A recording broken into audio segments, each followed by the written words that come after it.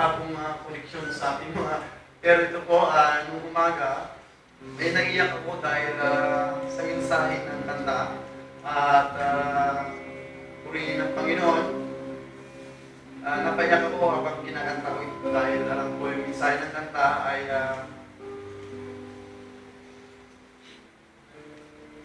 para sa ating lahat at ang kanta ay para sa Panginoon. At pinupuri ko ang Panginoon dahil sa trabaho namin ni Brother Ato ay nung isa o dalawang araw namin gusto ko nang sumuho. Sabi ko, akala ko book binding. Yun pala pwedeng hot ang aming trabaho. So, dahil sa burden, kaya ako natiis po yung trabaho dahil sa burden sa mga kapwa Pilipino doon dahil meron pong 6 o 7 na Pilipino. 8. To be exact, 8. To God be the glory ay ginamit po kami ni Brother Ato para mailapit sila sa Panginoon at tumanggap sila sa Panginoon.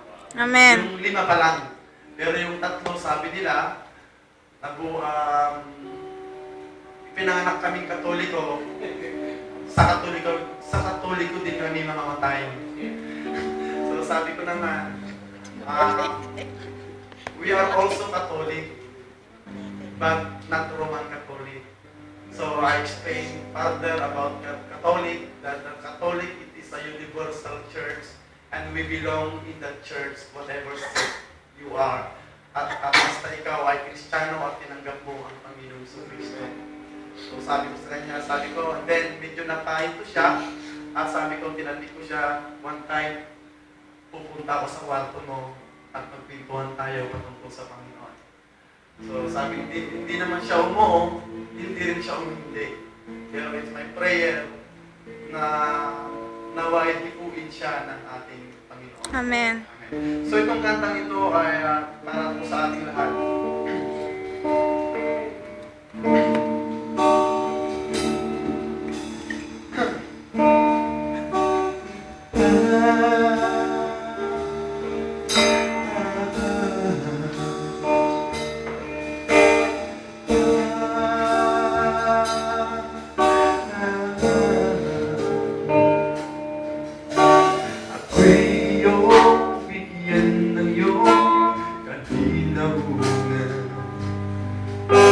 Ako'y gamitin mo, daluyan ng kapayapaan sa aking puso. Sana'y manahan ang pag-ibig at hindi ang alipan. Ang galit nga'y kay hirap na panghawakan at kay daling makagawa ng kasalanan sa aking puso. Sana'y manahan pagkakasundo at kapatawaran.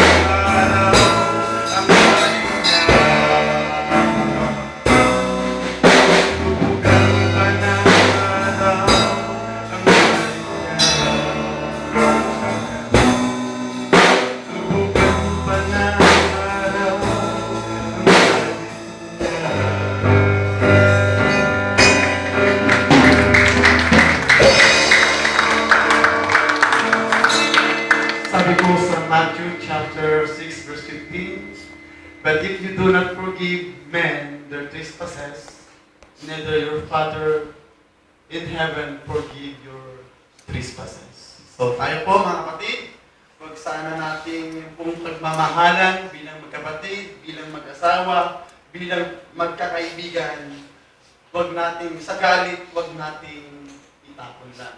Amen. So praise the Lord.